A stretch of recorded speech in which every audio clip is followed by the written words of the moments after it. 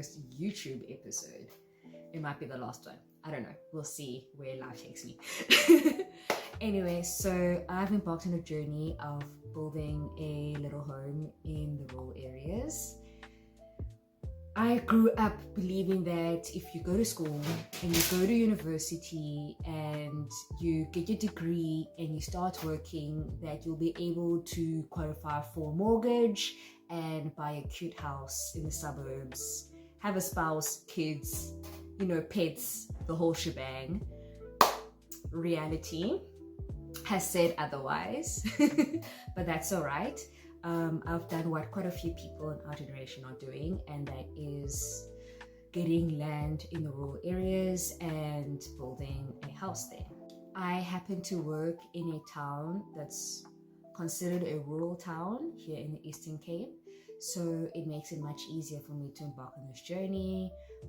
The piece of land that I was able to get is not too far from the town.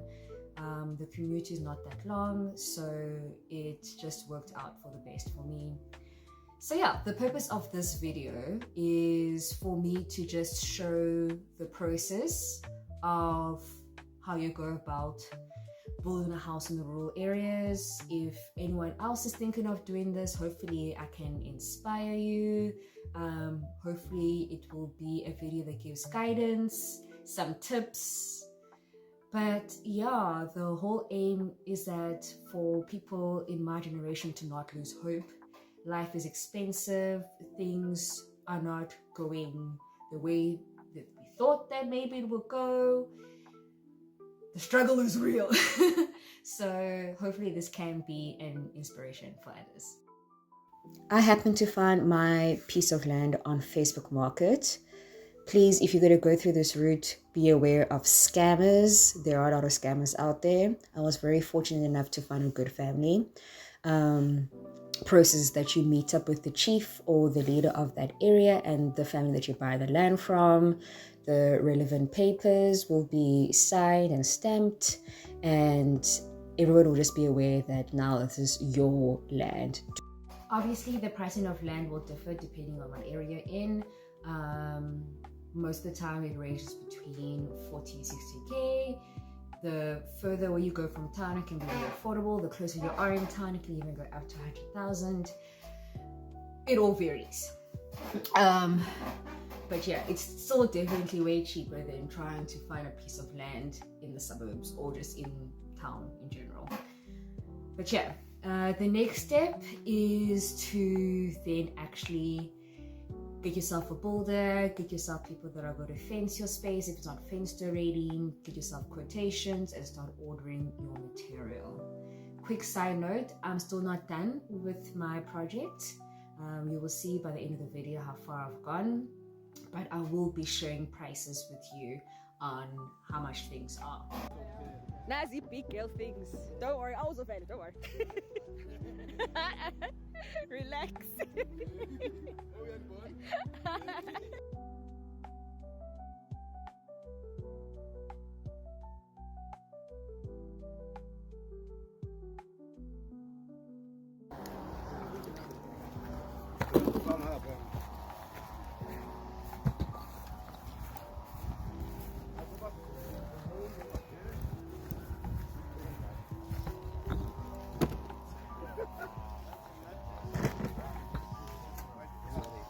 Okay, so I was able to get fencing material for about 12,000 Rand.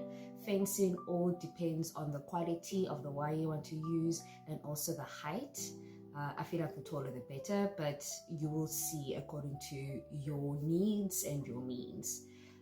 I was also then able to find someone to do that labor for me for around about 4.5k, and then obviously I had to get the material delivered, which was around about 500 Rand. So I spent about 17,000, so to round up, about 20,000 Rand to fence my space. Then comes the tough part, finding builders. I had an amazing crew that worked really quickly and efficiently, and the communication was excellent. What you do is that you present a plan to your builder. The builder will then obviously draw it up according to the way that they see it and finalize it with you. Once you're happy with the plan, they will then write out a quotation for you. Not a quotation, but they'll write out the things that they will need.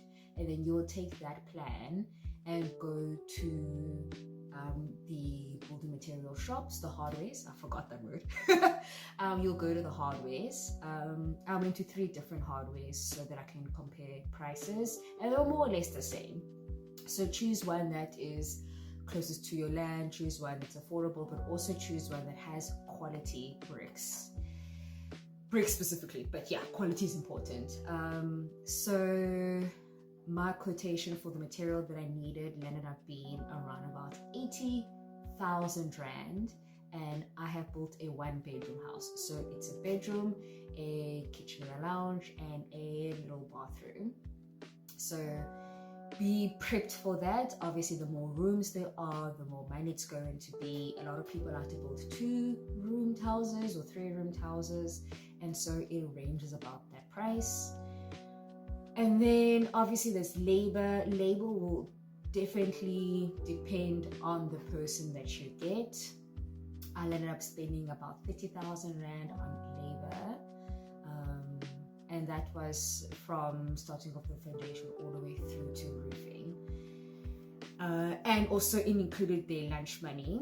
So in the rural areas, some people are able to make lunch for their crew every day. There was nothing then. I also don't live there at the moment, which means that I had to include lunch in their labor. And luckily enough, they were able to provide for themselves. They had their own vehicle. I bought them a gas stove as well, so that they were able to cook whatever they wanted to cook. So it worked out really well. But yes, be aware of that. Hey guys, so remember the vision. We walk here, veranda, we're sitting, we're having tea, and then inside, we're sitting on the couch, watching the TV that's going to be there. Cool. We're going to be cooking food there at the back there. And then you're going to walk in here. That will be a bed. And then I will buy a whole lot of mattresses for sleepovers. Cool. And then we're going to have a bucket bath system in that corner. And I will be putting a toilet in that corner. Something that people never ever speak about is delivery costs. Please do not forget your delivery costs. Once again, this also depends on how far you are from the town or from wherever you're buying your supplies from. I underestimated this part and it ended up biting me in the butt. Plan anything between 10 and 15,000, even 20,000. Just put it to the side, rather over budget than under budget, so that you know that you have the money to get things to your property. And they're super important because obviously you aren't able to put bricks in your car, you aren't able to put cement in your car, you aren't able to carry lentils in your car. So delivery costs, do not forget about them.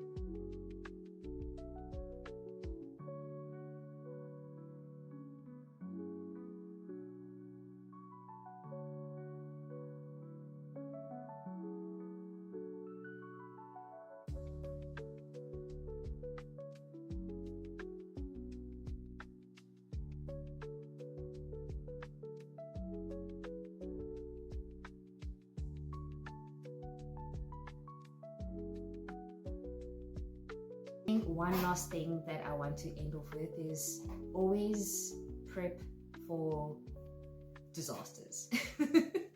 Whenever you're doing a project, and I think it happens for most people, your personal life doesn't just stop things can still happen in your personal life, and it can be overwhelming when you're putting all your money and your budget into your project and then you forget that other things could happen.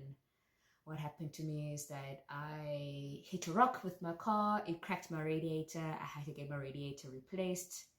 It was not something that I'd planned for. It definitely knocked my spirit down a bit, but it's fine. So always prep for things to happen in your building project or just even in your personal life. Don't forget about your personal life. But overall, please, if you are a person that's thinking about starting this project, look into it further, obviously, but I definitely think that it's a good idea. I don't have any regrets of starting this project. I'm obviously at the roofing stage.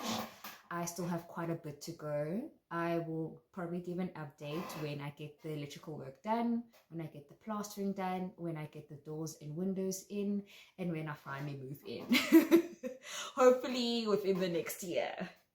But anyway, thank you so much for watching. I really do hope that this video was a little bit of help.